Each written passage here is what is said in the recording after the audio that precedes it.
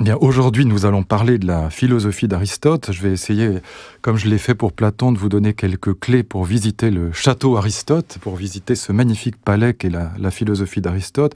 Je rappelle simplement que Aristote a été au départ un élève de Platon. Il a étudié dans l'école de Platon, dans l'académie. Il a même enseigné dans l'académie de Platon. Il a rêvé par 2 fois, après la mort de Platon, de prendre la place de Platon à la tête de l'académie.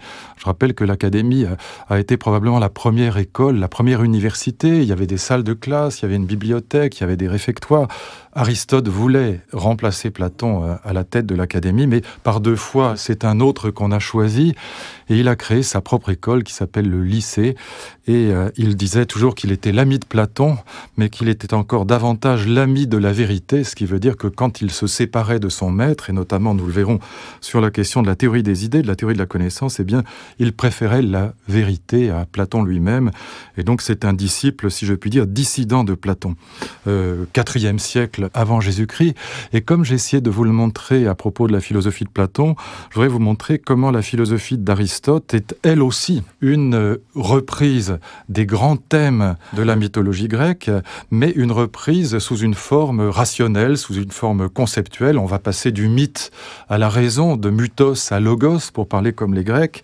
Et cette transition, ce passage de la mythologie grecque à la philosophie grecque, ce passage d'un récit littéraire, d'un récit mythologique à un récit rationnel et conceptuel, il est probablement dû, ce passage, au fait que la démocratie s'installe en Grèce et que la démocratie, sur la place publique, suppose que ceux qui fabriquent la loi argumentent. Probablement, c'est la raison pour laquelle on est passé de la mythologie à la philosophie, cette nécessité de l'argumentation démocratique. Cette nécessité de défendre ses opinions, de les argumenter, de les démontrer si possible, eh bien cette nécessité de la démocratie sur la place publique est probablement la principale explication du passage de la mythologie grecque à la philosophie grecque. Mais là aussi, comme pour Platon, nous allons voir que même si la forme est différente, la forme philosophique est différente, la forme rationnelle est différente de la forme mythique ou mythologique, le contenu est très largement le même. Et pour comprendre la théorie aristotélicienne du monde, la vision du monde qui est celle d'Aristote, la cosmologie d'Aristote, la physique d'Aristote, eh bien, il faut repartir de la mythologie et notamment d'un texte magnifique qui est la Théogonie d'Hésiode. Hésiode est un poète du 7e siècle avant Jésus-Christ. La Théogonie est écrite au 7e siècle avant Jésus-Christ, c'est donc un des premiers textes écrits en grec. La Théogonie, ça veut dire en grec simplement la naissance des dieux. Et la naissance des dieux, c'est aussi la naissance du monde, c'est aussi une cosmogonie, une naissance du monde, une naissance de ce que les Grecs vont appeler le cosmos. Le cosmos, c'est l'idée que l'univers n'est pas un désordre. L'univers est un ordre harmonieux, juste, beau et bon. Et cette idée de cosmos, elle va venir chez Aristote par la Théogonie d'Hésiode. Et je voudrais vous montrer comment la physique d'Aristote va reformuler la Théogonie d'Hésiode en termes rationnels, en termes sécularisés, en termes non religieux, sans faire appel aux dieux, ou en tout cas beaucoup moins que dans la mythologie, mais comment néanmoins il y a un passage de mythos à logos, du mythe à la raison. Alors, la Théogonie d'Hésiode. La Théogonie d'Hésiode, elle raconte la naissance des dieux et la naissance du monde. Pourquoi c'est la même chose? Eh bien, parce que dans la mythologie, les dieux sont des parties du monde. Par exemple, nous allons le voir dans un instant, Gaïa, c'est la terre. Ouranos, c'est le ciel. Poséidon, c'est la mer. Et donc les dieux sont à la fois des éléments et des dieux. Ils sont à la fois des divinités et des morceaux du monde, des morceaux du cosmos. Et donc la naissance des dieux, c'est aussi la naissance du monde. Et nous allons voir comment, dans la Théogonie d'Hésiode, eh bien, Zeus, le roi des dieux, le dieu des dieux, va installer le cosmos. C'est lui qui va, dans la guerre contre les premiers dieux, dans la guerre contre les titans, être à l'origine de la création d'un ordre cosmique harmonieux, juste, beau et bon. Et l'enjeu de cette création du cosmos, de cette création d'un ordre du monde harmonieux, c'est un enjeu philosophique extrêmement profond, parce que si la sagesse, si la vie bonne, comme on l'a vu chez Ulysse, eh bien, comme on le voit dans l'Odyssée d'Homère, si la vie bonne consiste à trouver sa place dans le monde, à trouver sa place dans l'ordre cosmique, comme Ulysse trouve sa place dans le monde à Ithaque, où il est enfin chez lui, réconcilié avec les siens et réconcilié avec l'ordre cosmique, eh bien, pour que la sagesse ou la vie bonne puisse se définir en termes de réconciliation avec le monde, avec le cosmos, encore faut-il, évidemment, au préalable, que ce cosmos existe. Et l'enjeu de la théogonie d'Hésiode, c'est de montrer comment ce cosmos s'est construit et comment il est garanti par le roi des dieux, comment il est garanti par Zeus. Alors, comment ça commence, la théogonie d'Hésiode ? Quels sont les premiers dieux et comment on va passer, comme dans l'histoire d'Ulysse, du chaos, du désordre le plus total, à l'ordre cosmique, enfin harmonieux, juste, beau et bon, installé pour l'éternité par Zeus. Comment on va donc, comme Ulysse, du chaos, du désordre et de la guerre à la paix, à l'harmonie et à l'ordre cosmique paisible et harmonieux et juste. Le premier dieu qui apparaît dans la théogonie d'Hésiode, il s'appelle Chaos. Chaos est très difficile à définir, on va le faire simplement. Chaos, c'est une espèce de trou noir. Chaos, c'est exactement comme dans nos cauchemars de l'enfance.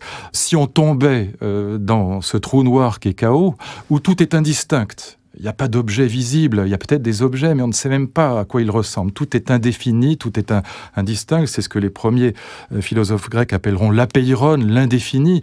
Eh bien, si on tombait dans Chaos, on tomberait indéfiniment, comme dans les cauchemars où on chute et ça ne s'arrête pas jusqu'à la mort. Enfin, ce serait une éternité de chute. Chaos, c'est un trou noir indistinct et encore une fois, si on tombait dedans, ce serait une mort, mais après un temps infini de chute, personne ne vous soutiendrait. Chaos, c'est la première divinité. Il faut noter que c'est une divinité impersonnelle. Chaos n'a pas Dieu, il n'a pas de visage, il ne parle pas. C'est une divinité qui n'a pas la forme d'une personne, ça n'est pas un dieu personnel. La première divinité qui commence à ressembler un petit peu à une personne, c'est la deuxième divinité. On ne sait pas comment elle apparaît. C'est Gaïa. Gaïa, c'est la Terre. Elle est née, on ne sait pas de quoi. Est-ce qu'elle est née de chaos? On n'en sait rien. Dans la théogonie d'Hésiode, ça n'est pas très clair. C'est le miracle de l'être, c'est le miracle du il y a quelque chose. Rimbaud dit la rose est sans pourquoi. On pourrait dire que Gaïa est sans pourquoi. En tout cas, elle apparaît. Elle apparaît. Et Gaïa, la Terre, c'est le contraire à bien des égards de chaos. Gaïa, elle vous soutient. Si vous mettiez le pied dessus, d'ailleurs on va mettre bientôt le pied dessus, pour l'instant il n'y a pas encore d'humains, il n'y a pas de plantes, il n'y a pas d'animaux, il n'y a que Chaos et Gaïa, mais quand on mettra le pied sur Gaïa, elle ne vous laisse pas tomber, dans tous les sens du terme. Elle vous soutient, c'est la mère nourricière, c'est la terre ferme, c'est le contraire de Chaos. Gaïa, c'est d'elle que vont sortir pratiquement toutes les autres divinités, en tout cas toutes les divinités importantes dans la mythologie grecque, elles vont naître de Gaïa. Et puis, la troisième divinité qui apparaît et qui naît de Gaïa, justement, elle s'appelle Ouranos. Ouranos, c'est le ciel. Gaïa fabrique le ciel sans avoir besoin ni de mari ni d'amant. Elle fabrique le ciel à partir d'elle-même. Là aussi, on ne sait pas trop comment. Il y a un côté miraculeux dans la naissance du monde. Il y a ce miracle de l'être, encore une fois. Ouranos apparaît et Ouranos, il est le double parfait de Gaïa. C'est le ciel qui, pour l'instant, recouvre la Terre comme une seconde peau. Ouranos, il est scotché, si je puis dire, à Gaïa. Il est collé contre Gaïa. Il n'y a pas un centimètre de la Terre, un centimètre de Gaïa qui ne soit parfaitement recouvert par le même centimètre carré d'Ouranos. Et pour l'instant, Ouranos est collé à Gaïa. Ouranos n'est pas encore au plafond, si je puis dire. Il n'est pas encore le ciel que nous connaissons, distinct de la Terre, séparé de la Terre par un espace, par l'espace même. Pour l'instant, Ouranos est scotché à Gaïa. Et que fait Ouranos quand il est scotché à Gaïa? Eh bien, il passe son temps à faire l'amour à Gaïa. Il passe son temps à faire l'amour avec Gaïa. Il est à la fois son fils, son amant, son mari. On est évidemment dans une situation qui est une situation incestueuse, ça ne peut pas être autrement au début, il n'y a pas d'autres êtres avec lesquels faire l'amour, et donc Gaïa et Ouranos passent leur temps à faire l'amour, de telle sorte que Ouranos fabrique des enfants à Gaïa, il lui fait des enfants. Il lui fait 3 séries d'enfants qui vont jouer un rôle crucial dans la mythologie, je les indique simplement. Au passage, il y a d'abord les 12 titans, 6 hommes et 6 femmes qui sont les premiers dieux. Ces premiers dieux sont des dieux terribles. Ce sont des dieux qui sont encore très proches de la terre, qui sont encore très proches du chaos. Ce sont des dieux de la guerre et de la violence. Les titans sont très forts. D'ailleurs, on appellera titane un métal particulièrement résistant. Ils sont très beaux, ils sont immortels comme tous les dieux, mais ils sont caractérisés par la violence et par le goût de la guerre. Ce sont des dieux chaotiques, ce ne sont pas des dieux cosmiques, ce ne sont pas des dieux de l'harmonie, mais des dieux du conflit. Les 12 titans, donc 6 femmes et 6 hommes, et puis il y a les cyclopes, les premiers cyclopes, Leurs noms sont très caractéristiques, ils s'appellent le tonnerre, la foudre, l'éclair. Quand ils se rangeront plus tard aux côtés de Zeus, dans la guerre que Zeus mènera contre les premiers dieux, contre les titans, eh bien ce sont eux qui donneront à Zeus ses armes qui lui permettront de gagner la guerre. Et puis, il y a encore une troisième série d'enfants de Gaïa et d'Ouranos qu'on appelle les hécatonchires. En grec, ça veut simplement dire les 100 bras. Ce sont des monstres encore plus effrayants que les titans. Ils ont 100 bras qui partent du milieu du corps. Ils sont d'une force absolument hallucinante. Ils sont effrayants. Ce sont eux aussi des dieux de la guerre, des dieux du conflit, des dieux qui sont proches du chaos initial. C'est toujours cette même idée que dans l'Odyssée d'Homère, on part toujours du chaos pour aller vers l'ordre cosmique, vers l'harmonie. Eh bien, la troisième génération d'enfants de Gaïa et d'Ouranos, ce sont ces terribles hécatonchires. Il y a donc les 12 titans, les 3 cyclopes et les 3 hécatonchires. Voilà des personnages terrifiants, des personnages de guerre. Qu'est-ce qui se passe après? Eh bien, la naissance du monde, la naissance de l'ordre cosmique, elle va se faire à partir d'une castration. Qu'est-ce qui se passe? C'est que Ouranos, il fait ses enfants, mais comme il est scotché, je disais tout à l'heure, comme il est collé à Gaïa, à sa femme de mère, eh bien, il ne laisse pas sortir ses enfants du ventre de Gaïa. Il ne veut pas les laisser sortir, probablement parce qu'il a peur, à juste titre d'ailleurs, que ses enfants, s'ils sortaient, ces enfants terribles, s'ils sortaient du ventre de sa femme de mère, eh bien, il risquerait de lui prendre sa place. Il risquerait de lui prendre le pouvoir et peut-être même de lui voler sa femme. Et donc, Ouranos reste bien collé à Gaïa pour empêcher les enfants de sortir. Ce qui fait que les titans sont dans le ventre de Gaïa, les cyclopes sont dans le ventre de Gaïa, les hécatonchires sont eux aussi dans le ventre de Gaïa, et au bout d'un certain temps, Gaïa en a par-dessus la tête. Elle a envie de voir ses enfants, elle a envie de les laisser sortir. En plus, elle a mal au ventre, tout ça grouille à l'intérieur, c'est pénible, c'est douloureux, et elle essaye de convaincre Ouranos de laisser sortir les enfants, mais Ouranos, pour les raisons que je viens d'indiquer, ne veut pas. Alors elle va s'adresser à ses enfants. Elle s'adresse à ses enfants, elle leur dit « Aidez-moi à vous débarrasser vous-même et à me débarrasser, moi, Gaïa, de ce père terrible qui ne veut pas vous laisser voir le jour. » Et puis le petit dernier, le plus petit des titans, le plus jeune, le cadet, qui s'appelle Cronos, va entendre sa mère, Gaïa, et il va lui dire « Eh bien oui, je suis prêt à t'aider. Nous allons travailler ensemble à nous débarrasser de ce père terrible, à nous débarrasser d'Ouranos. » Alors Gaïa fabrique dans son ventre, du plus profond d'elle-même. N'oubliez pas que c'est la terre, Gaïa.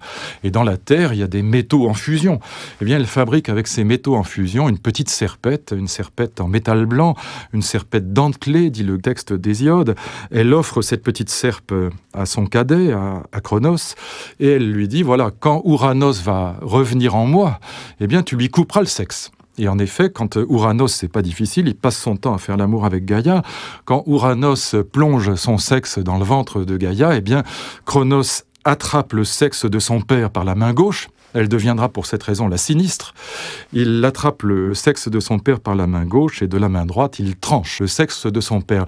Le malheureux Ouranos pousse un cri terrible et il se déscotche, il se détache de Gaïa.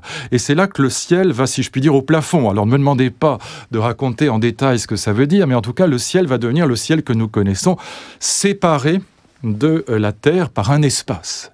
Et ce moment, cette castration, c'est le moment de la naissance de l'espace et du temps. Naissance de l'espace parce que Ouranos s'éloigne de Gaïa, et donc l'espace naît de la castration d'Ouranos. Il y a enfin un espace par lequel les enfants vont pouvoir sortir. Et puis c'est la naissance du temps parce que ces enfants, que sont les 12 titans, les 3 cyclopes et les hécatonchires, ils vont pouvoir avoir à leur tour d'autres enfants, et c'est la naissance de l'histoire, c'est la naissance du temps comme succession des générations d'enfants. C'est la naissance de l'historicité, on peut dire.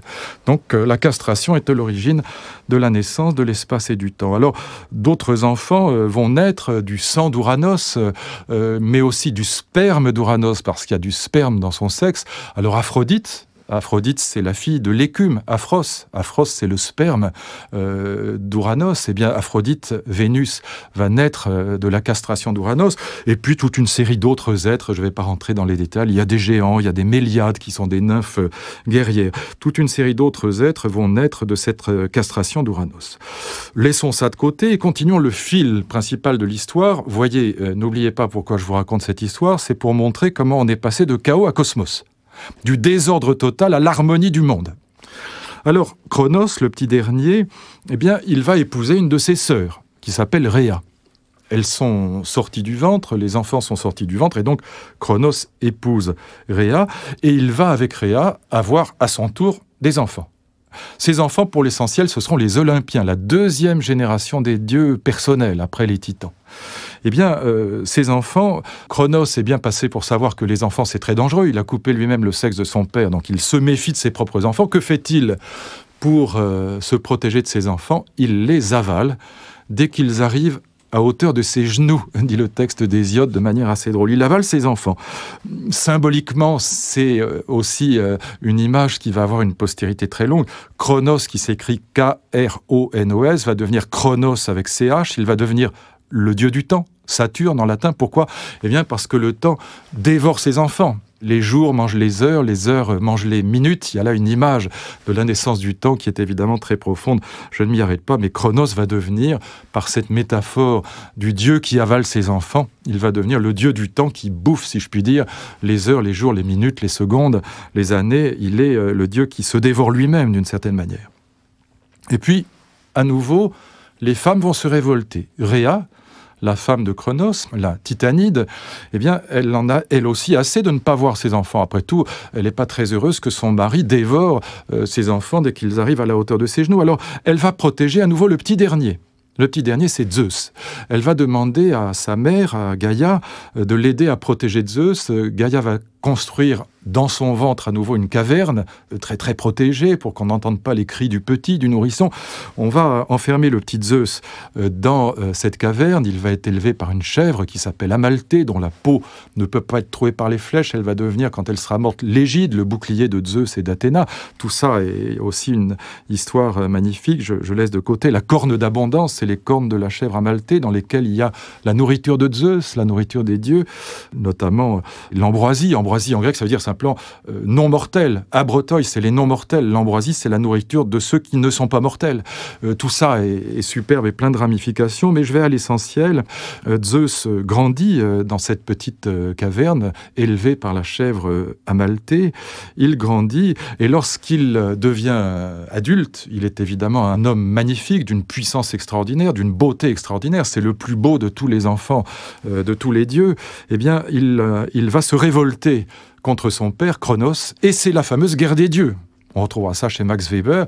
C'est la guerre de Zeus et de ses frères et sœurs contre les premiers dieux, contre les titans. Parce que Zeus va faire en sorte que les enfants, ses frères et sœurs, les enfants de Rhéa et de Cronos sortent du ventre de Cronos, Cronos qui a avalé ses enfants, et Zeus va donner à Cronos un vomitif. Cronos va recracher les dieux, les enfants divins qu'il avait avalés, et ces enfants vont devenir ses pires ennemis, évidemment. Quand ils sortent du vomi, si je puis dire, de Cronos, eh bien, ils vont se révolter sous l'égide de Zeus, ils vont se révolter contre ce père terrifiant qui les avait avalés. Et on a là une guerre terrible, la guerre des dieux, guerre entre les enfants et les pères, guerre entre les Olympiens, parce que Zeus s'est réfugié sur l'Olympe, le mont Olympe, pour mener sa guerre contre les premiers dieux, contre les titans. Et cette guerre, eh bien, Zeus va la gagner, cette guerre, parce qu'il va, en effet, se voir offrir par les cyclopes ces armes, le tonnerre, la foudre et l'éclair, qui vont lui permettre d'enfermer les titans dans le ventre le plus profond, l'endroit le plus profond du ventre de Gaïa, qui s'appelle le Tartare, qui deviendra les enfers. Et donc Zeus va gagner cette guerre. Il va gagner cette guerre par 3 artifices, ou plutôt avec 3 moyens. Il faut les avoir présents à l'esprit pour comprendre comment la politique grecque aussi va se mettre en place à partir de la mythologie grecque, comment la philosophie politique grecque va se mettre en place à partir de la mythologie grecque. Zeus a 3 femmes dans sa vie. Enfin, il a beaucoup de maîtresses. Beaucoup. Mais il a 3 femmes. Sa première femme s'appelle Métis. Métis, c'est la ruse. Zeus va avaler Métis. Il va avaler Métis. C'est un épisode d'ailleurs qui sera repris dans certains contes de fées, par exemple de manière amusante dans le Chat botté. Vous vous souvenez peut-être du Chat botté. Lorsque l'ogre se transforme en lion, le chat dit c'est facile pour un ogre de se transformer en un gros animal, mais est-ce que tu pourrais te transformer en un petit animal, par exemple une souris? Et l'ogre qui est bête se transforme en souris et le chat l'avale. Et bien, de la même manière, Métis, la ruse, la première femme de Zeus, elle a cette capacité, c'est la ruse, de prendre toutes les formes possibles et inimaginables. Et alors, Zeus lui demande de se transformer en goutte d'eau et il l'avale. Et donc, il a la ruse en lui. Vous voyez qu'il a la force et la ruse. La force qui lui vient des armes des cyclopes, et puis il a la ruse. L'intelligence, c'est pas simplement la ruse au sens de l'astuce, c'est aussi l'intelligence. Et puis, sa deuxième femme, c'est Thémis. La troisième, ce sera Héra, il la gardera toute sa vie, il la trompera beaucoup, mais il la gardera toute sa vie. Sa deuxième femme, c'est Thémis, c'est la justice. Et c'est très important, la justice, c'est le plus important. Parce que, marié avec Thémis, il va aussi, en quelque sorte, absorber la substance de Thémis, il va devenir lui-même quelqu'un qui possède la justice, qui fait qu'il aura la ruse, l'intelligence, la justice et la force, et c'est ce qui va lui permettre de créer le cosmos. Quand il va gagner la guerre contre les titans, il va les enfermer, comme je vous disais, dans le Tartare, il va les enfermer derrière des portes de bronze que Poséidon a construites. Le Tartare sera gardé par le terrible chien Cerbère, le chien à 3 têtes. Les titans, les premiers dieux, ne pourront plus jamais sortir, ils resteront enfermés ad vitam aeternam. On ne peut pas les tuer, ils sont des immortels, mais ils resteront enfermés. Eh bien, Zeus, une fois qu'il a enfermé les titans, qu'il a gagné la guerre contre les titans, et qu'il a la ruse, la justice et la force, avec la ruse au sens de l'intelligence, la justice et la force, eh bien, il va partager le monde. Et voilà la naissance du cosmos. Il va dire à Gaïa, et c'est à peu près comme ça que ça se passe dans la Théogonie d'Hésiode, je développe un peu, je résume un peu, mais c'est l'idée, il y a un petit passage de la Théogonie qui dit à peu près ça, comme je vous le dis. Il va dire au fond, vous qui m'avez aidé, vous les dieux qui m'avez aidé, eh bien, je vais à chacun d'entre vous donner une partie du monde. Poséidon, tu prendras les eaux. Gaïa, tu garderas la terre. Ouranos, tu garderas le ciel. Ils partagent le monde. En allemand, ça s'appelle Urtael. C'est le partage originaire du monde. En allemand, c'est vraiment comme en grec, teilen, c'est partager, ur, c'est l'origine. Eh bien, c'est le partage originaire du monde. Chaque dieu aura son secteur, comme dans un gouvernement, chaque ministre a son secteur ministériel, c'est le gouvernement des dieux. Chacun aura sa part du monde. Le cosmos est installé, il est bien partagé, comme on dit, et chacun devra rester à sa place, sous peine de punition, de même qu'un ministre ne doit pas empiéter sur le territoire du voisin, et ça se passe généralement mal quand il empiète, eh bien chaque dieu aura son secteur à lui et pas autre chose, et chacun devra respecter ce partage originaire du monde selon l'intelligence et la justice. Chacun a eu le sien, comme dira le droit romain. Rendre à chacun le sien, c'est ce que Zeus vient de faire, il a rendu à chacun le sien.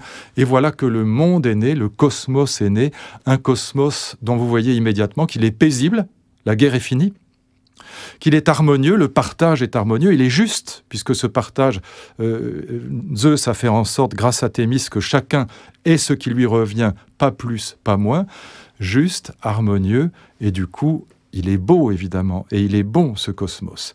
Et grâce au fait que Zeus est éternel, il est immortel, grâce au fait que ses qualités, il les possède pour l'éternité, eh bien, Zeus garantira que ce cosmos est éternel, qu'il va perdurer. Et dans toute la mythologie grecque, on verra apparaître des lieutenants de Zeus. C'est le cas, par exemple, d'Héraclès, d'Hercule, ou c'est le cas de Persée, c'est le cas de Thésée, par exemple, qui sont des lieutenants de Zeus. Chaque fois que des monstres issus du Tartare, qui ressemblent aux premiers dieux, qui ressemblent aux titans.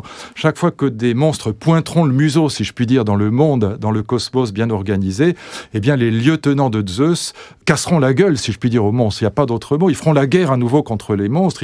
Ils rejoueront la première guerre, qui est la guerre de Zeus contre les titans, pour les remettre à leur place. Le juste, c'est de remettre les gens à leur place quand ils ont péché par hubris, c'est-à-dire lorsqu'ils ont péché par arrogance, par orgueil, et qu'ils sont sortis de la place que Zeus leur avait impartie dans l'ordre cosmique. Voilà la naissance du monde, voilà la naissance du cosmos. Je suis allé vite, mais c'est l'essentiel, et vous allez voir comment la cosmologie, la physique d'Aristote va être pour l'essentiel, un peu comme la République de Platon reprend cette idée de cosmos, héritée de la mythologie, eh bien la physique d'Aristote va reprendre cette idée cosmologique, elle va reprendre cette idée que le monde est un cosmos, que le monde, au fond, pour Aristote, comme pour Platon, comme pour les stoïciens d'ailleurs, le monde ressemble à quelque chose comme un magnifique organisme vivant. Quand un médecin, quand un biologiste ouvre le ventre d'une souris, d'une grenouille, d'un lapin, que voit-il ? Eh bien, il voit non pas un chaos, le chaos initial, il voit un ordre magnifique, et c'est cet ordre magnifique que les Grecs appellent le cosmos. Il voit que chaque chose est à sa place, le cœur est à sa place, la rate, les poumons, les yeux, tout est bien en ordre, et cet organisme vivant, il est plus beau il est plus juste, il est plus harmonieux que toutes les machines artificielles construites par les humains. C'est ça l'idée de cosmos, fondamentalement. Eh bien, ce cosmos, Zeus, Hésiode, va le léguer à Platon, à Aristote. Et lorsqu'on regarde la physique d'Aristote, magnifique œuvre d'Aristote, œuvre qui va influencer la pensée religieuse, la pensée philosophique, la pensée scientifique, pratiquement tout au long de l'histoire de l'Europe, jusqu'à ce qu'on appelle la révolution scientifique, pratiquement jusqu'à Galilée et Newton. Eh bien, cette cosmologie d'Aristote, cette physique d'Aristote, elle va être simplement, si je puis dire, la présentation conceptuelle, rationnelle, sécularisée. Sécularisée, ça veut dire sans les dieux, de cette cosmologie qui est déjà présente chez Hésiode. Voilà pourquoi le monde d'Aristote, la physique d'Aristote. Je disais à propos de Platon que la philosophie a 3 grands axes. La connaissance du monde, c'est-à-dire la connaissance du terrain de jeu de l'existence humaine. La morale, c'est les règles du jeu. La doctrine du salut ou de la sagesse, c'est le but du jeu, le sens de la vie. Eh bien, la partie théorique de la pensée d'Aristote va être une grande cosmologie, une grande sécularisation de cette cosmologie d'Hésiode, en tout cas déjà présente chez Hésiode et présente probablement dans l'imaginaire grec, comme la culture générale peut être présente de manière diverse chez les uns et chez les autres. Alors, le cosmos d'Aristote, il aura 4 grandes caractéristiques. Alors, il y en a beaucoup d'autres, mais 4 qui sont très frappantes. 1, le monde est clos. Un très grand historien des sciences, Alexandre Coiré, écrira un livre magnifique qui s'appelle « Du monde clos à l'univers infini ». Ça veut dire de la physique d'Aristote à la physique de Newton, si je traduis en clair. Eh bien, nous, modernes, nous pensons le temps et l'espace comme infini. Aristote pense au contraire que le monde est clos. Et vous verrez que ça a des conséquences gigantesques. J'en donnerai quelques-unes, je ne veux pas trop développer parce que c'est une physique, une cosmologie très difficile. En tout cas, c'est un monde clos. C'est un monde qui est harmonieux. C'est un monde qui est harmonieux comme un organisme vivant est harmonieux, c'est un monde qui est 1000 fois mieux fait que toutes les machines humaines, c'est un monde qui est hiérarchisé au sens où il y a des êtres qui sont faits pour être en haut, d'autres qui sont faits pour être en bas, d'autres qui sont faits pour être à droite, d'autres qui sont faits pour être à gauche, mais il y a une hiérarchie naturelle des êtres, et on verra qu'évidemment cette idée grâce au fait que la hiérarchie naturelle des êtres va se prolonger dans une éthique aristocratique, c'est-à-dire dans l'idée qu'il y a une hiérarchie naturelle des êtres aussi sur le plan moral, juridique et politique, mais dans la physique, c'est également visible. Par exemple, Aristote dit que les corps légers ont leur place, leur lieu naturel vers le haut, comme le feu. Quand on regarde les flammes, elles vont vers le haut. Les corps lourds, comme les pierres, ont leur lieu naturel vers le bas. Eh bien, il y a une place, un lieu naturel pour chaque chose, pour chaque être dans le monde, comme, encore une fois, dans un organisme vivant, chaque organe a sa place à lui. Et puis, c'est un monde finalisé. Ça veut dire quoi, finalisé? C'est une idée qui, pour nous, est très, très bizarre. C'est que les mouvements dans le monde sont des mouvements qui sont animés par des causes finales et pas par des causes efficientes. Ça veut dire quoi? Ça veut dire que les corps se meuvent pour rejoindre leur lieu naturel, comme Ulysse qui se meut pour rejoindre Ithaque, ou comme un petit chien ou un petit chat qu'on a perdu sur l'autoroute se meut pour retrouver le lieu naturel qu'il a perdu, retrouver son habitat, retrouver sa maison. Eh bien, on a là quelque chose qui, pour nous, moderne, est très étrange. Je voudrais reprendre ces caractéristiques brièvement, donner quelques exemples quand même de la physique d'Aristote. Premier point, je disais que le monde est un monde clos. Alors, ça a une conséquence qui est évidemment sur le plan physique étrange pour nous, mais sur le plan moral aussi. C'est que tous les lieux ne se valent pas. Je veux dire par là que dans un monde qui est clos, vous pouvez situer un lieu, puisque le monde est clos, de manière absolue, et non pas simplement de manière relative. Alors c'est très étrange, par exemple, dans la physique, Aristote explique qu'il y a une gauche et une droite absolue. Pour nous, la gauche et la droite sont relatives à l'observateur. Pour celui qui est en face de moi, la gauche et la droite sont l'inverse de ce qu'elles sont pour moi. Eh bien, pour Aristote, non. Bien sûr, il comprend ça, il n'est pas idiot. Mais pour lui, il y a une gauche et une droite absolue, puisque le monde étant fini, il y a des repères absolus. Vous voyez la différence avec le monde moderne, avec la physique moderne, par exemple avec la physique de Newton. Dans la physique de Newton, pour situer un point dans l'espace, on est obligé de mettre des coordonnées, ce qu'on appelle les coordonnées cartésiennes, une abscisse, une ordonnée. Une longitude, une latitude. Mais c'est par rapport à 2 axes qu'on va situer un point. Eh bien, dans la physique d'Aristote, non. Il y a des lieux absolus, et tous les lieux ne se valent pas. Ça veut dire quoi sur le plan moral et juridique? Je l'indique simplement au passage, c'est très profond. Ça veut dire en gros que quand on a des coordonnées cartésiennes, quand on a, comme dans la physique moderne, un espace et un temps infini, et que du coup, puisque l'espace est infini, on est obligé d'utiliser des coordonnées pour situer un point. On le situe par rapport, encore une fois, à l'abscisse et à l'ordonnée, par rapport à deux droites. Eh bien, dans la physique moderne, ça veut dire que tous les lieux se valent. Ils sont tous équivalents. Alors ça veut dire sur le plan juridique, les droits de l'homme par exemple, ça veut dire que toutes les places dans la cité se valent, que les êtres sont égaux, que toutes les places sont égales. Alors que dans le monde d'Aristote, il y aura une hiérarchie politique et juridique et morale qui sera le reflet de la hiérarchie naturelle des êtres dans la physique, dans la cosmologie. Deuxième point qui peut nous paraître étrange aujourd'hui, mais il faut avoir cette représentation finaliste, animiste, comme on dira. Les êtres sont animés par leur nature. Eh bien, deuxième point qui peut nous paraître étrange, c'est la théorie du mouvement. L'idée d'Aristote, c'est que les êtres se meuvent, y compris les êtres matériels, y compris les corps, y compris les pierres, ou y compris le feu, y compris les arbres. Eh bien, les êtres se meuvent. Les arbres ne se meuvent pas, mais quand une branche tombe, par exemple, quand une branche d'arbre chute, eh bien, pour Aristote, les mouvements qu'on observe dans l'univers sont soit des mouvements contraints. Par exemple, quand Ulysse fait la guerre de Troie, c'est par contrainte. Ou quand vous poussez quelqu'un, vous poussez une boule de billard, elle se meut par contrainte. Ça, c'est les mouvements contraints. Mais les mouvements naturels, qui sont l'opposé des mouvements contraints, eh bien, les mouvements naturels sont animés par la nature de l'objet lui-même. Comme Ulysse se meut pour rejoindre Ithaque, eh bien, pour Aristote, le feu se meut vers le haut parce que c'est sa nature d'aller vers le haut. La pierre se meut vers le bas, non pas parce qu'elle est attiré, comme chez Newton, par un gros aimant qui serait au centre de la Terre, la théorie de la gravitation, mais parce qu'il est dans la nature des corps lourds d'aller vers le bas. Il y a une phrase qui dit tout. Je la dis en grec, mais même en grec, si on n'a pas fait de grec, ça se comprend. Je la dis d'abord en français, puis ensuite en grec, et au fond, elle résume presque toute la physique d'Aristote. Aristote dit « la nature d'un être est le principe de son mouvement ». La nature des corps légers, c'est d'aller vers le haut. La nature des corps lourds, c'est d'aller vers le bas. Comme la nature du petit chien ou du petit chat, c'est de retrouver sa maison.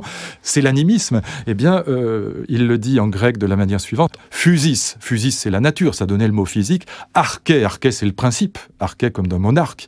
Eh bien, physis, arché, kinéséos. La nature est le principe du mouvement. Voilà peut-être la phrase qui résume le mieux la physique d'Aristote. C'est-à-dire que les mouvements sont engendrés par en quelque sorte, une espèce de volonté inconsciente des êtres de nature de rejoindre le lieu naturel d'où ils ont été déplacés par des mouvements contraints. Vous voyez, comme c'est étrange, c'est un univers complètement finalisé. Et puis, c'est un univers dans lequel il n'y a pas de vide, parce que si, par exemple, un corps était séparé de son lieu naturel par du vide, il ne saurait plus où aller. Aristote dit que s'il y avait du vide, il n'y aurait pas de raison d'aller dans un sens plutôt que dans un autre. Alors il faut qu'il y ait un continuum, et donc on a là aussi un système de physique qui est complètement opposé à celui que nous avons en tête, nous qui sommes des héritiers de Newton et même d'Einstein. Eh bien, si on veut comprendre cette cosmologie qui nous paraît bizarre, il faut voir qu'en vérité, cette analyse du terrain de jeu qu'est l'existence humaine, cette connaissance du monde qui est en fait une connaissance non pas scientifique au sens où nous l'entendons, mais une connaissance globale, une vision du monde, eh bien il faut voir qu'en vérité, ce que Aristote veut dire, c'est que quand on ouvre les yeux sur le monde, on voit un ordre et non pas un chaos. Et ce qu'il veut dire, c'est que cet ordre du monde, cet ordre de la nature, un peu comme l'organisme d'un animal, l'organisme vivant dont je parlais tout à l'heure, eh bien, il va servir de modèle très largement à la philosophie morale et à la philosophie politique. Et ce que je voudrais vous montrer, et c'est ça au fond l'essentiel, c'est comment la physique d'Aristote va fonder d'une certaine manière l'éthique et la théorie politique d'Aristote.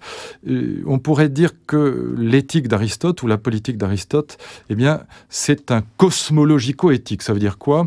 Par analogie avec le théologico-politique. Qu'est-ce que c'est que le théologico-politique ? Quand les philosophes parlent de théologico-politique, ce qu'on appelle le théologico-politique, c'est les systèmes politiques qui sont enracinés dans des textes religieux. Par exemple, dans les théocraties islamistes aujourd'hui, eh bien, ce sont des imams qui dirigent le pays.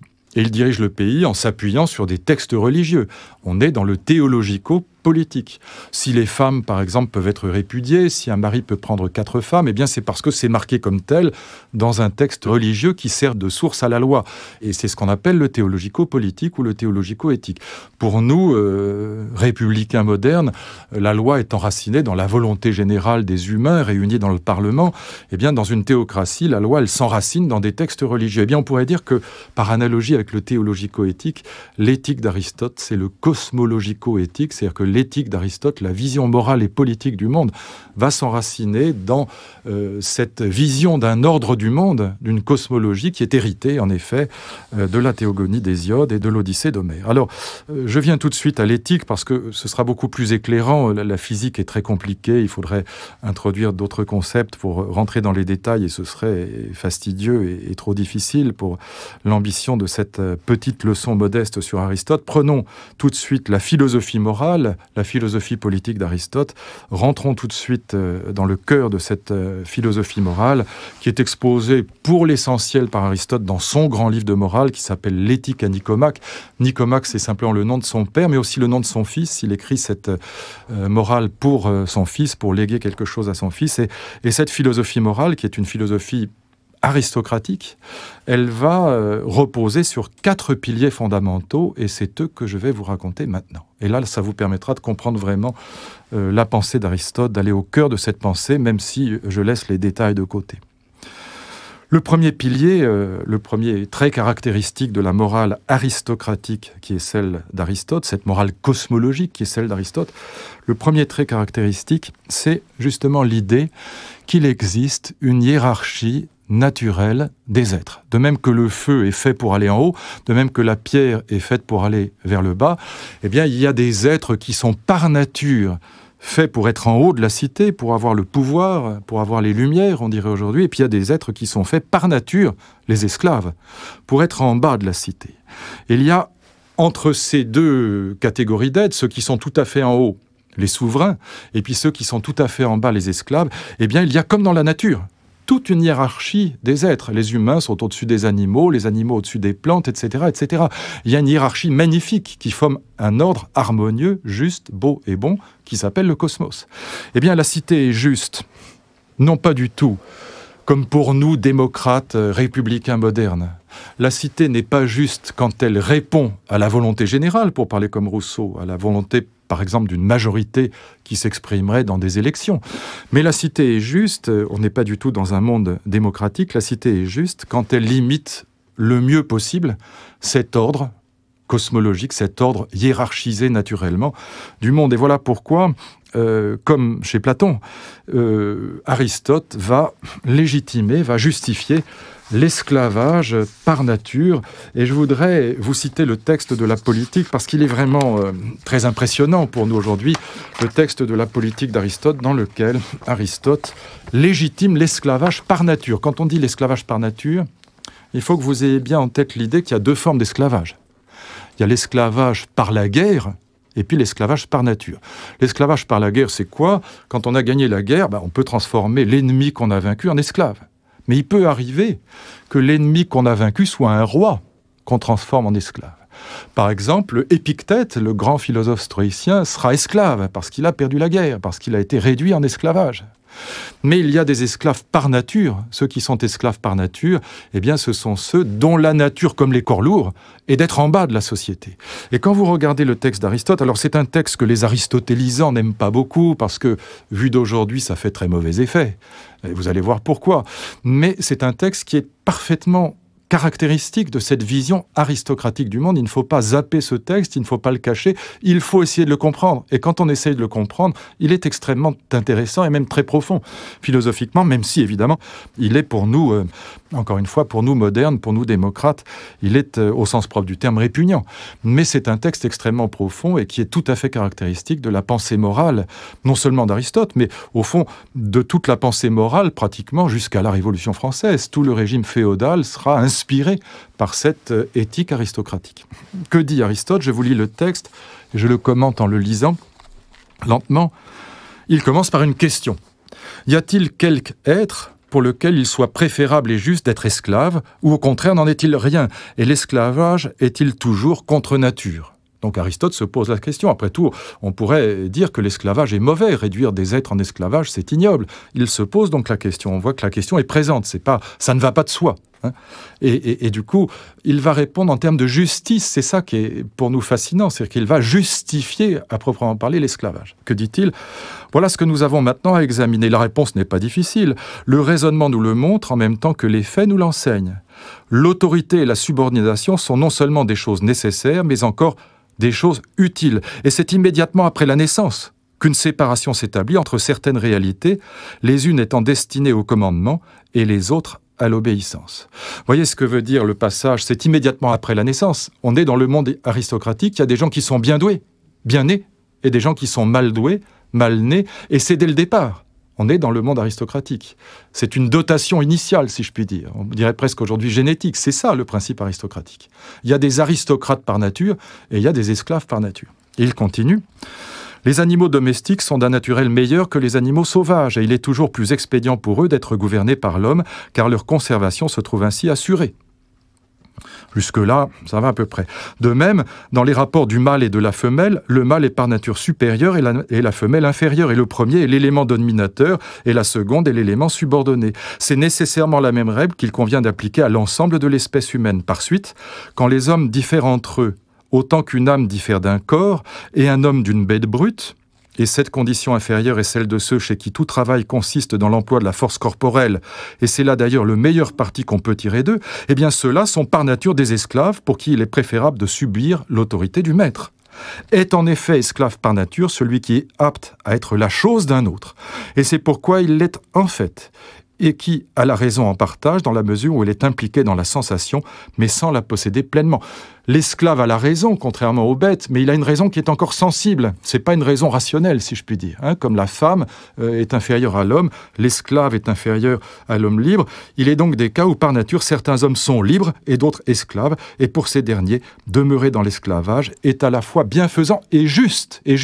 Juste parce qu'il est équitable que chacun soit à sa place. N'oubliez pas que dans toute la cosmologie grecque, dans toute la mythologie grecque, le péché fondamental, c'est l'hubris. C'est ne pas être à sa place, sortir de sa case en quelque sorte. C'est le défaut principal dans toute la mythologie grecque.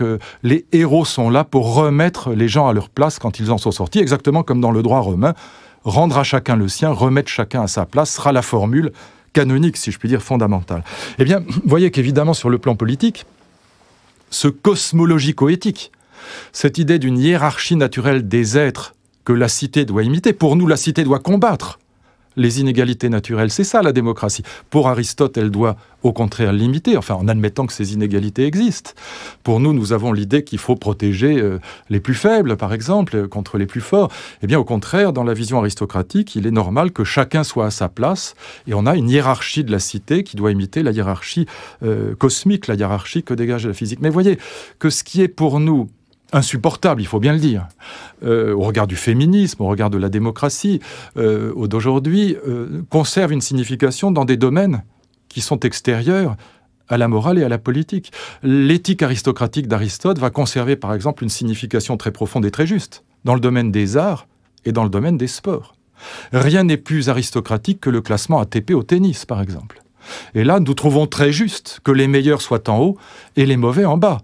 Or, les meilleurs sont en haut très largement par nature. On dit qu'ils travaillent beaucoup, c'est pas vrai. La vérité, c'est que dans les succès d'un grand champion ou d'un grand artiste, il y a beaucoup plus de nature que de travail. Il y a beaucoup plus de talent naturel, beaucoup plus de dons naturels que de travail. Par exemple, un grand tennisman comme McEnroe disait toujours qu'il ne travaillait jamais. Il disait, voilà, moi je fais le double, je joue le double à Wimbledon, à Roland-Garros, ça me suffit. J'ai pas besoin de travailler, je suis tellement doué, c'était le sous-entendu, il suffit que je m'exerce un peu pour me maintenir en forme, mais celui qui est très doué n'a pas besoin de travailler. J'y reviendrai tout à l'heure parce que l'aristocrate se définira justement tout au long de l'histoire de l'Europe comme celui qui ne travaille pas. Pourquoi ? Parce qu'il est doué. Il s'exerce, mais il ne travaille pas. Et il y a une grande différence entre les deux mots. J'y reviendrai. Mais pareil, dans le domaine des arts, le petit Menuhin, immense violoniste, jouait les grands concertos romantiques dès l'âge de 8 ans. Ça veut dire qu'il n'avait pas beaucoup travaillé, pas très longtemps en tout cas. Il jouait les concertos de Brahms, de Beethoven, de Mendelssohn. Il les jouait déjà à l'âge de 8 ans, ce qui signifie, comme il avait eu son premier violon à 3 ans, que de toute façon, il n'avait au maximum travaillé que 5 ans. Vous pouvez toujours travailler 5 ans, si vous n'êtes pas doué, vous ne jouerez pas comme Menuhin, même à 8 ans. Quand vous regardez les images des petits champions de tennis, pour reprendre cette illustration, et bien de la même manière, quand ils ont 8 ans, ils ont déjà les gestes du champion. On voit que c'est dans la nature. Et là, vous voyez, ça ne nous gêne pas. Même probablement un des grands charmes du sport dans les sociétés démocratiques, c'est qu'on y voit la hiérarchie aristocratique et naturelle se reconstituer de manière légitime Là, elle ne nous choque pas. Et donc, vous voyez, c'est très important, je crois, cette remarque, parce que ça permet de comprendre que des philosophies peuvent être d'une certaine manière dépassée. La philosophie politique d'Aristote, notamment la légitimation de l'esclavage, ne nous convient plus. Mais en même temps, ça garde un sens. C'est un peu comme dans l'histoire de l'art, où les arts anciens ne sont pas dépassés par les arts nouveaux. Personne ne dirait sans prêter à rire que Bach, c'est moins bien que Beethoven, par exemple. Mais d'une certaine manière, les arts anciens gardent une signification pour nous, comme les philosophies anciennes gardent une signification pour nous, à la différence de ce qui se passe dans l'histoire des sciences, où quand une physique est vraiment dépassée, elle est vraiment dépassée. Par exemple, la physique de Descartes, les lois du choc, ça ne nous sert plus à rien, parce que simplement c'est faux, donc on le met, si je puis dire, au musée, dans le meilleur des cas, à la poubelle dans les autres, mais on ne s'y intéresse plus vraiment, sauf les érudits, tandis que là, on a une vision du monde qui, malgré le fait qu'elle nous choque, nous parle encore. Le deuxième trait caractéristique de cette vision morale du monde, c'est que, là encore, ça va nous prendre complètement à contre-pied. La vertu, au sens moral du terme, la vertu, elle va se définir chez Aristote comme non pas une lutte contre la nature, mais comme un prolongement de la nature. Pourquoi je dis ça? Parce que pour nous, héritiers du christianisme, et la plupart du temps, pour la plupart d'entre nous, en tout cas républicains, nous voyons au contraire la vertu plutôt comme une lutte contre la nature. En gros, la nature, c'est quoi? C'est l'égoïsme, c'est la paresse. Et donc, nous voyons l'altruisme, si on entend par le souci de l'autre, un élément fondamental de la vertu, nous voyons plutôt l'altruisme comme une conquête contre la nature, comme une conquête de la liberté humaine, comme une conquête de l'éducation, contre une nature qui est plutôt mauvaise, qui est plutôt rétive a priori. On sait très bien, par exemple, que dans les petites classes, les enfants sont racistes, que dès qu'un petit enfant est différent, qu'il est handicapé, on se moque volontiers de lui. Et au fond, on apprend aux enfants à se soucier des autres. Et c'est une acquisition, c'est une conquête. La civilisation, si je puis dire, la morale républicaine, elle est une conquête de l'éducation contre une nature qui est plutôt a priori mauvaise. C'est comme ça que nous pensons spontanément, encore une fois, comme héritiers à la fois du christianisme et de l'idée républicaine. Eh bien, pour Aristote et pour l'éthique aristocratique, c'est l'inverse. La vertu n'est rien d'autre que l'actualisation d'une nature bien douée, d'une nature généreuse, d'une nature bien disposée, bien née. C'est toujours cette idée de naissance. Aristote introduit d'ailleurs dans la physique comme dans la morale une catégorie fondamentale. C'est l'opposition entre la puissance et l'acte. Entre, en grec, dynamis c'est la puissance, ça a donné le mot dynamique par exemple, et puis énergeia, l'énergie, énergeia c'est ce qui est actualisé au sens où c'est passé dans la réalité. Eh bien, toute l'éducation morale, pour Aristote, comme pour toute éthique aristocratique, elle consiste à faire passer ce qui est en puissance dans un enfant, bien doué, bien né, à le faire passer à l'acte. L'éducation, c'est l'actualisation des dispositions naturelles d'un enfant bien né, bien doué. Et donc, en ce sens-là, l'aristocrate, c'est celui qui va faire passer à l'acte des dispositions naturelles heureuses, harmonieuses, excellentes. Voilà l'idée, c'est l'idée d'excellence. Alors, justement, j'en viens à cette idée d'excellence, c'est la caractéristique peut-être principale de l'éthique aristocratique. La vertu va se définir, chez Aristote, comme dans toutes les éthiques aristocratiques, par l'excellence, par la perfection. Arrêté, c'est la vertu en grec, eh bien, l'arrêté, la vertu grecque, la vertu aristocratique, c'est l'excellence. En quel sens ? Alors, ça peut surprendre quand on lit Aristote, quand on lit l'Éthique à Nicomaque. Aristote parle par exemple d'un œil vertueux ou d'un cheval vertueux. Aujourd'hui, nous, républicains chrétiens, si je puis dire, ou juifs d'héritage, nous ne parlerions pas d'un œil vertueux ou d'un cheval vertueux. Nous réservons l'idée de vertu à l'humain. Qu'est-ce que ça veut dire un œil vertueux? Et quel rapport avec l'idée d'excellence? Ça, c'est fondamental pour comprendre l'éthique aristocratique, et notamment celle d'Aristote. Eh bien, l'idée, c'est que l'excellence est un juste milieu. Un juste milieu qui n'est pas centriste, c'est une perfection. On n'est pas au centre politique, au centre mou. On est dans un centre qui est une perfection. Pourquoi? Parce que l'œil vertueux, c'est l'œil excellent, ça veut dire. C'est celui qui est exactement à égale distance de ces deux défauts extrêmes que sont la myopie et la presbytie. L'œil vertueux, c'est donc, dit Aristote, une médiété, un juste milieu, dit-il. Mais ce juste milieu, encore une fois, c'est pas un centre mou, c'est une perfection, c'est une excellence. Voilà la vertu.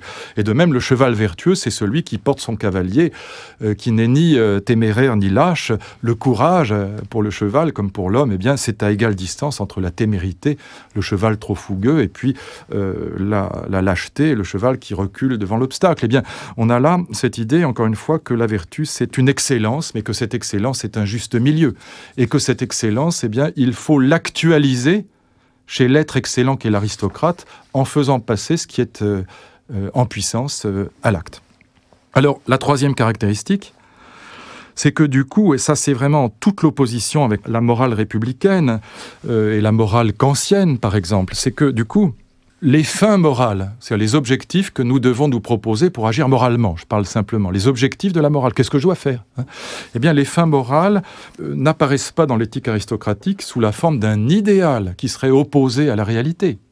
Pour nous, très souvent, dans l'exemple que j'évoquais tout à l'heure, apprendre aux enfants à ne pas être racistes, à être gentils avec les autres, à les respecter, c'est un idéal, c'est pas une réalité au départ. Et on en est très loin, même pour apprendre à nos enfants à dire bonjour, merci, etc. On est très largement dans l'idéal, il faut bien le dire. On est rarement dans le réel d'entrée de jeu. Et donc, la morale, l'idéal moral, nous apparaît en effet comme un impératif.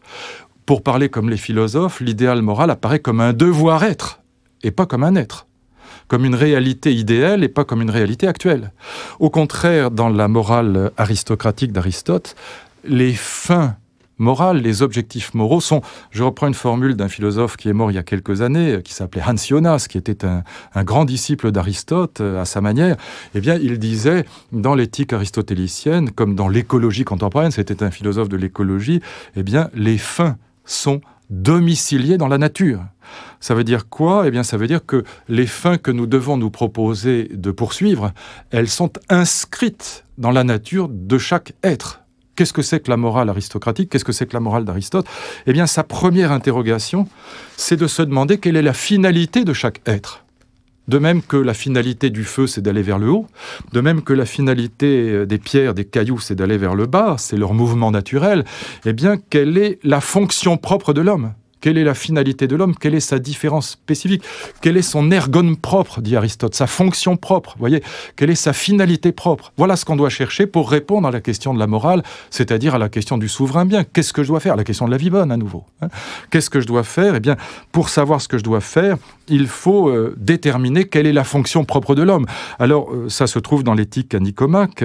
Je ne vais pas citer le texte parce que c'est toujours difficile d'entendre un texte qui est lu. Peut-être le texte sur l'esclavage était plus facile, mais au début de l'éthique à Nicomaque, Aristote dit voilà, il faut d'abord chercher quelle est la fonction propre de l'homme, quel est son ergon propre, sa finalité propre.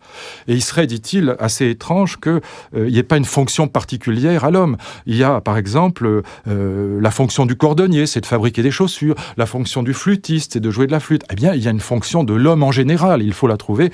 Et bien évidemment, la réponse, c'est que la fonction propre de l'homme, si l'homme est l'animal rationnel, si sa spécificité par rapport aux autres êtres, plantes et animaux, c'est la vie contemplative, la vie théorique, la vie avec la raison, la vie avec la pensée, je ne vais pas rentrer là dans les détails, eh bien la fonction propre de l'homme, ce sera de vivre avec la pensée, ce sera la vie philosophique, comme chez Platon. Je ne rentrerai pas là dans le détail des vertus, mais la vertu la plus haute, c'est la vie théorétique, c'est la vie avec la raison, et ajoute Aristote, c'est de là que vient ce proverbe célèbre, il faut que cette vie soit pratiquée quotidiennement, car, dit-il, une hirondelle ne fait pas le printemps. La vertu n'est pas quelque chose qui s'acquiert d'un seul coup, comme ça, d'un claquement de doigts, mais c'est évidemment une pratique répétée, c'est une habitude, une existe, dit-il.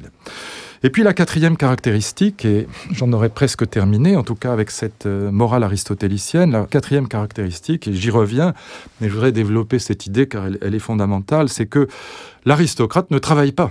Je disais, il s'exerce. Et je voudrais revenir sur cette distinction, car elle est souvent mal comprise, entre le travail et l'exercice.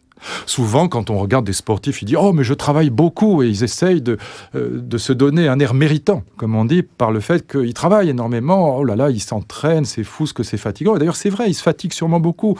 Il y en a qui jouent comme ça au ballon, au tennis ou que sais-je, des heures et des heures, comme un violoniste ou un pianiste fait ses gammes pendant des heures. Et on dit « Mais comment? Vous dites qu'il ne travaille pas. » Mais enfin, il travaille toute la journée. Il fait ses gammes, il tape dans le ballon, il tape dans la balle. Vous voyez bien qu'il travaille. Mais non, c'est pas du travail. Pourquoi? Pourquoi c'est de l'exercice? Qu'est-ce que ça veut dire? La différence entre l'exercice et le travail, et pourquoi, du coup, l'aristocrate se définira jusqu'à la Révolution française pratiquement comme celui qui ne travaille pas. Il a des serfs pour ça, des esclaves, des artisans, des ouvriers. Eh bien, la différence, elle est la suivante. L'exercice, qui est l'activité aristocratique par excellence, l'exercice, c'est ce qui consiste à faire passer, je vous le disais, les dispositions naturelles qui sont virtuelles chez l'enfant, qui sont en puissance, dunamis.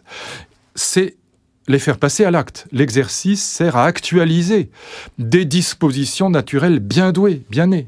Et à la limite, si vous empêchez un grand violoniste ou un grand joueur de tennis de s'exercer, en ce sens-là, vous lui faites de la peine. Il souffre s'il ne peut pas jouer ou s'il ne peut pas taper dans la balle. Hein.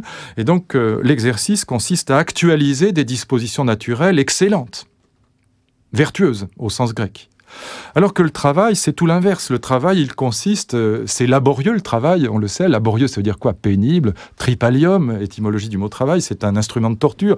Eh bien, le travail, ça consiste non pas à actualiser une nature bien douée, bien née, mais le travail consiste à transformer une nature mauvaise et rétive pour l'améliorer. On fait un travail sur soi quand on essaye de devenir altruiste, quand on essaye de se soucier de l'autre. C'est un travail pénible, on se force. C'est l'idée d'effort, c'est l'idée de mérite qui va s'inscrire dans l'idée républicaine par le fameux « peut mieux faire » de nos professeurs, par les bons points, les bonnets d'âne, par l'idée méritocratique.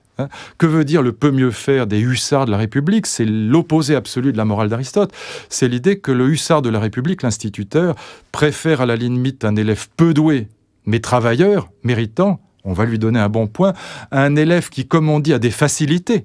Avoir des facilités, c'est l'aristocrate, mais qui ne travaille pas. Le hussard de la République préfère l'élève laborieux, méritant, qui s'efforce, on valorise l'effort. L'essentiel est de participer à l'élève aristocratique qui a des facilités, qui est doué, mais qui ne fait rien.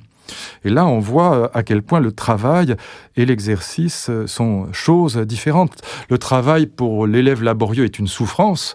L'exercice pour l'élève bien doué est un bonheur, est une joie. Il y a là, évidemment, quelque chose de totalement différent que nous avons perdu très largement. Et peut-être la dernière remarque, c'est pourquoi nous l'avons perdu. Un petit mot encore sur cette éthique aristocratique et sur les raisons pour lesquelles nous en sommes sortis. La vraie rupture, c'est le christianisme, c'est la révolution chrétienne, et même, très précisément, la vraie rupture, c'est la parabole des talents dans l'Évangile. Pourquoi? Parce que la parabole des talents, je rappelle quelle est cette parabole. La parabole des talents, c'est l'histoire d'un maître qui part en voyage et qui donne des talents. Les talenta en grec, ce sont des pièces d'argent. À ses serviteurs, à 3 de ses serviteurs. Il donne 5 talents au premier, 2 au second et 1 au dernier. Et puis quand il revient, il fait les comptes, il demande des comptes. Et le premier serviteur, celui qui a reçu 5 talents, en rend 10. Et il est félicité par le maître. Et puis le deuxième rend 4.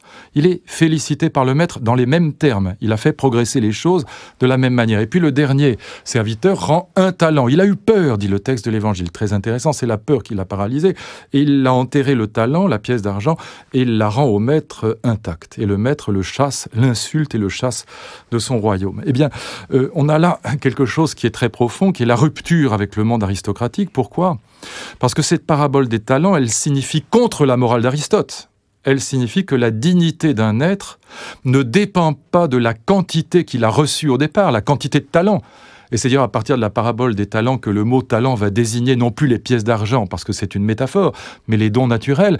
Eh bien, la dignité d'un être ne dépend pas de ce qu'il a reçu au départ. Qu'il ait reçu 5, 2 ou 1 n'a aucune importance. Ce qui compte, c'est ce qu'il va en faire. Ce qui compte, ce n'est pas la nature, mais c'est la liberté.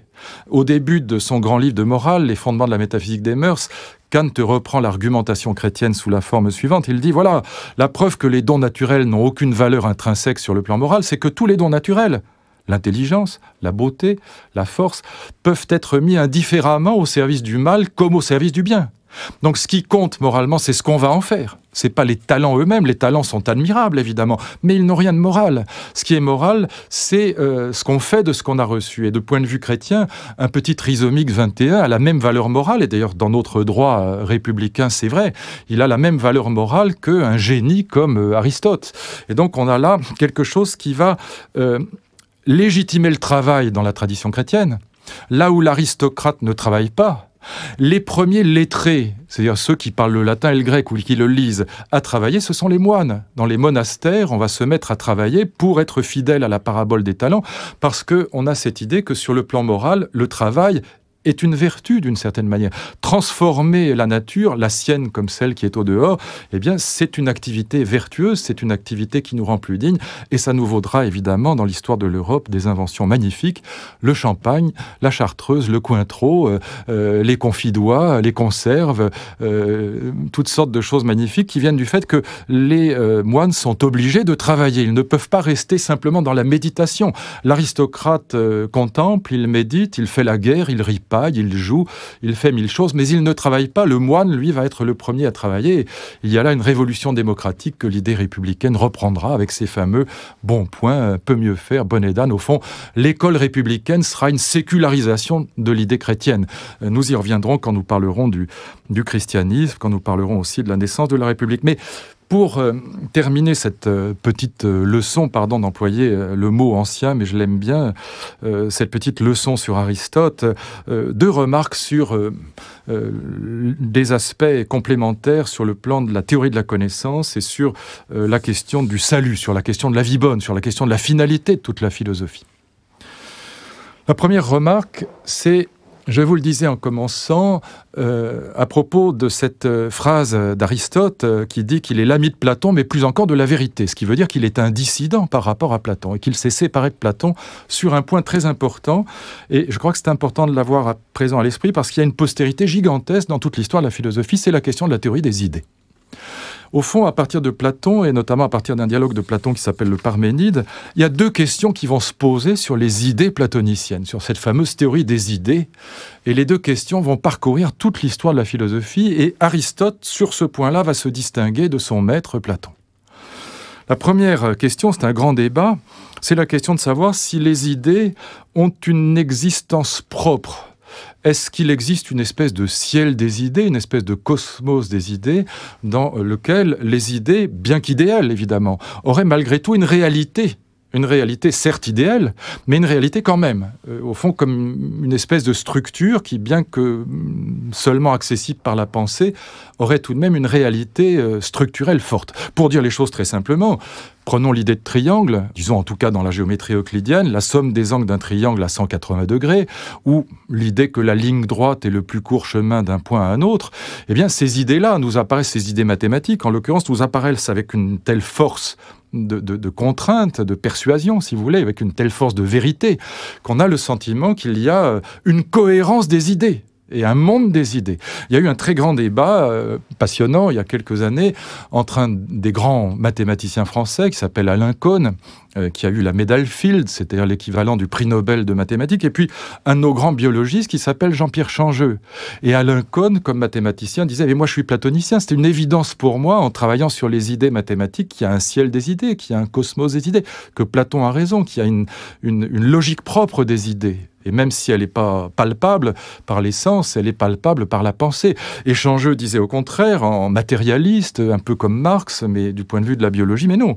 Les idées ne sont que des produits du cerveau, elles ne sont que relatives au cerveau. Elles sont produites par la matière, elles sont des expressions de notre vie neurale. Et il y avait là tout un débat entre idéaliste et matérialiste, qui est un débat qui vient d'Aristote. Et puis il y a un deuxième débat où Aristote va se retrouver encore plus présent. Et il est vraiment très, très passionnant, très, très, très long dans l'histoire, très impressionnant dans l'histoire de la philosophie. Il durera très longtemps. Le deuxième débat est un peu différent. Et peut-être il ne vous apparaîtra pas tout de suite parce qu'il est un peu... Il est vraiment... Il demande un petit effort quand même de réflexion qu'on n'a pas dans la vie quotidienne. La question est la suivante.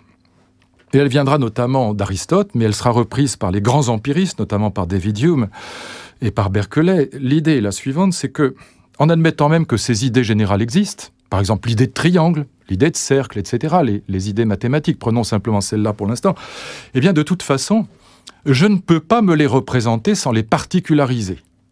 Prenez n'importe quelle idée, prenons même des idées plus simples que l'idée de triangle, prenons l'idée de chien, prenons l'idée de table, essayez donc de vous représenter un chien en général. Voilà l'argument d'Aristote contre Platon et l'argument des empiristes contre les idéalistes, contre Descartes et Platon, contre les idées innées de Descartes comme contre les idées de Platon.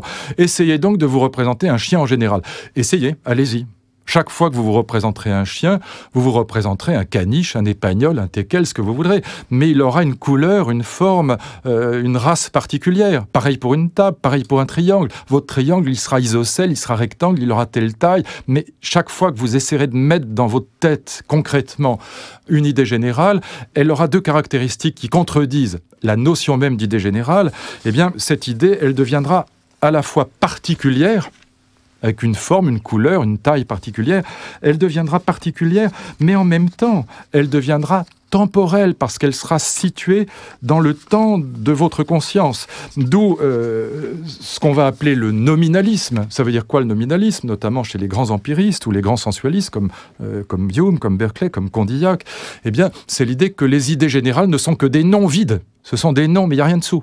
Dès qu'on met quelque chose dessous, c'est des idées particulières et situées dans le temps de notre conscience. Voilà ce que dit Condillac dans le traité des sensations. Il dit ceci: qu'est-ce au fond que la réalité d'une idée générale et abstraite? Qu'est-ce qu'elle possède comme réalité dans notre esprit? Ce n'est qu'un nom. D'où l'appellation de nominalisme pour dire les idées générales ne sont que des noms, mais c'est des noms vides. Ou, si elle est autre chose qu'un nom, ajoute Condillac, elle cesse nécessairement d'être abstraite et générale, elle devient particulière et temporelle. C'est une idée précise, c'est un caniche, c'est un épagnol, mais c'est pas le chien en général. Comment répondre à cette objection? Très difficile chez Platon. Voilà pourquoi Aristote va essayer d'apporter une solution à ce problème, une solution qui est grandiose. Je n'ai pas le temps là, et puis ce serait trop entrer dans les détails, mais je l'indique simplement. Il y aura deux grandes solutions dans l'histoire de la philosophie à cette question des idées générales. Comment se les représenter tout en les gardant générales, sans arriver à la conclusion sceptique qui est nécessairement celle des empiristes. Pourquoi sceptique? Parce que, au fond, il n'y a du coup d'idées que relatives. Et c'est le scepticisme même. Les idées ne valent que pour une catégorie d'êtres, et donc elles sont relatives à l'état du corps, à l'état du cerveau, à l'état de l'histoire, etc. Et donc les idées ne sont que relatives, il n'y a pas de science absolue, il n'y a pas de vérité absolue, il n'y a que des vérités relatives, et c'est le scepticisme même, en un sens. En tout cas, c'est l'idée sceptique que concluront de cette critique des idées générales les grands empiristes comme David Hume, qui est un grand sceptique. Eh bien, il y aura deux solutions apportées à cette difficulté, deux solutions qui permettront à la fois de préserver la science, tout en expliquant comment on peut se représenter des idées générales de manière particulière et temporelle. Il y a la solution d'Aristote.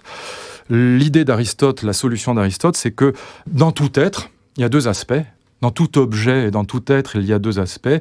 Il y a la forme et la matière. Au fond, la forme, c'est ce qui est commun à l'objet, au chien en général, à la table en général, au triangle en général, ça c'est la forme. Et puis il y a une matière qui particularise cette forme générale, qui la temporalise. Et les idées de Platon ne vivent pas dans un ciel extérieur à la réalité. De même que, je ne sais pas, la règle d'un jeu comme le jeu d'échecs n'existe que dans les parties réelles, eh bien la forme, qui est, si vous voulez, l'équivalent de la règle du jeu, elle n'existe qu'incarnée dans les objets. La forme n'est pas séparable de la matière. Voilà la solution d'Aristote. Donc il y a bien des idées en un sens, mais ce sont des idées qui sont non détachables de la matière. C'est la forme de chaque être matériel. Et dans tout être, il y a la forme et la matière. Et puis il y a une autre solution que j'indique quand même, mais on y reviendra plus tard quand on abordera la philosophie kantienne. C'est ce que Kant appelle le schématisme. Et c'est là aussi, comme chez Aristote, une idée géniale. C'est l'idée que les concepts généraux ne sont pas des représentations générales, comme si on avait dans le cerveau une boîte à idées avec des espèces d'images qu'on n'arriverait pas à se représenter. Non, les concepts, prenons par exemple le concept de triangle, eh bien ce sont des méthodes de construction des images. Par exemple, le concept de triangle, c'est une méthode particulière et dans le temps, qui avec un compas, avec un crayon, avec une corde pour tracer les courbes qui permettent de définir les angles, eh bien c'est une méthode de construction d'un objet qui, chaque fois, en fin de parcours, sera un objet particulier. Le triangle que vous construirez avec la règle, le compas et le crayon, en fin de parcours, ce sera un triangle qui aura telle taille, telle forme, il sera isocèle, il sera rectangle, il sera ce que vous voulez, ou il sera n'importe quoi d'autre, mais il sera de toute façon particulier. Le travail se fera dans le temps. Le travail de construction du triangle se fera dans le temps. Le triangle en fin de parcours sera toujours un triangle particulier, mais la règle de construction sera toujours la même pour tous les triangles. Voilà une solution élégante à la question, en effet, du rapport entre les idées et la réalité. Solution élégante, d'ailleurs, finalement assez proche de celle d'Aristote, en tout cas plutôt plus proche de celle d'Aristote que celle de Platon. Alors, conclusion, il y en aurait 1000 à tirer de cet immense penseur qu'est Aristote. C'est le plus grand penseur, non seulement de l'Antiquité, mais du Moyen-Âge. Au fond, la pensée d'Aristote, elle va dominer toute l'Europe jusqu'à, oui, pratiquement la Révolution française. La cosmologie d'Aristote sera intégrée aussi par l'Église. Et je voudrais en dire un mot parce que il y a 2 ancêtres philosophes de la doctrine chrétienne, et notamment de la doctrine de l'Église. Il y a Platon, via saint Augustin. Saint Augustin est au fond un chrétien platonisant, comme Pascal. Et puis, il y a une autre tradition qui est celle d'Aristote et qui sera reprise notamment par saint Thomas, et qui est une tradition qui sera beaucoup plus ouverte sur l'expérience, sur le sensible, sur la nature, justement à cause de cette solution apportée à la théorie des idées que la tradition chrétienne platonicienne. C'est ce qui permettra, dans la tradition thomiste, notamment, de ne pas être anti-science. Fides et Ratio, l'avant-dernière encyclique de Jean-Paul II, eh bien, le dit très bien, en un sens, on n'a pas du tout à s'opposer aux scientifiques, il faut laisser la science progresser, c'est un peu le mot de Pasteur, un peu de science éloigne de Dieu, beaucoup de science nous y ramène, c'est l'idée que finalement, il faut laisser le travail scientifique progresser, parce que ce travail scientifique ne peut aller que vers la confirmation de l'harmonie du monde, de l'harmonie cosmique. Plus le savant travaille, plus il s'aperçoit que le monde est sublime, plus il s'aperçoit qu'il est rationnel et que par conséquent, il est compatible avec l'idée d'un créateur intelligent. Voilà, très rapidement, mais voyez comment Aristote va permettre d'une certaine manière à la religion chrétienne de ne pas être hostile à la science. Et ce sera tout un versant aristotélisant, thomiste, de la tradition chrétienne qui permettra, oui, d'intégrer les découvertes scientifiques. Et par exemple, aujourd'hui, le Big Bang ou la théorie de l'évolution sont parfaitement acceptés par l'Église parce que, dans une perspective thomiste, aristotélisante, eh bien, et grâce à cette solution non platonicienne du problème posé par les idées, on a quelque chose qui permet à religion et science, à Dieu et la science, pour reprendre une topique célèbre, de s'harmoniser. Un dernier point, évidemment, c'est peut-être même l'essentiel, toute cette philosophie théorique, toute cette physique, toute cette philosophie morale vont culminer à nouveau dans une spiritualité sans Dieu, c'est une doctrine de la vie bonne qui ne passe ni par Dieu ni par la foi. Elle se trouve à la fin de l'Éthique à Nicomaque, un peu comme chez Platon, même si par des voies différentes. L'idée est que la vie philosophique nous permettent d'accéder autant qu'il est possible à l'immortalité. C'est le salut même. La vie philosophique nous permet, de même que chez Platon, le fou meurt plus que le sage et le sage meurt moins que le fou, eh bien, la vie philosophique nous permet de vivre en quelque façon déjà dans l'éternité. Voilà le texte d'Aristote sur lequel je m'arrêterai. Certains prétendent, c'est la fin de l'Éthique à Nicomaque, que la vie théorétique, la vie avec la raison, est un genre de vie trop élevé pour la condition humaine, car ce n'est pas en tant qu'homme qu'on vivra cette façon, mais en tant que quelque élément divin est présent en nous. Pourtant, ajoute Aristote, si l'intellect, le nous, est quelque chose de divin par comparaison avec l'homme, la vie selon l'intellect est également divine comparée à la vie humaine. Il ne faut donc pas écouter ceux qui conseillent à l'homme, parce qu'il est homme, de borner sa pensée aux choses humaines, et parce qu'il est mortel aux choses mortelles, mais l'homme doit, dans la mesure du possible, s'immortaliser et tout faire pour vivre, selon la partie la plus noble qui est en lui. Et voyez que là encore, on retrouve cette compétition, si je puis dire, entre une perspective religieuse, une spiritualité religieuse, et puis une spiritualité philosophique ou laïque. Là, il s'agit bien d'arriver à la vie bonne, et même à l'immortalité autant qu'il est possible. Il y a une petite restriction, c'est-à-dire qu'on reste des mortels, mais il s'agit d'y parvenir par les moyens du bord, sans recourir à Dieu, au salut divin, sans recourir à la foi, mais par l'exercice de la raison même. Là encore, on est très proche du Timée de Platon, mais on est très proche aussi de ce que dira Spinoza dans l'Éthique lorsqu'il professera que le sage meurt moins que le fou, parce qu'il est déjà, par sa raison, dans l'éternité.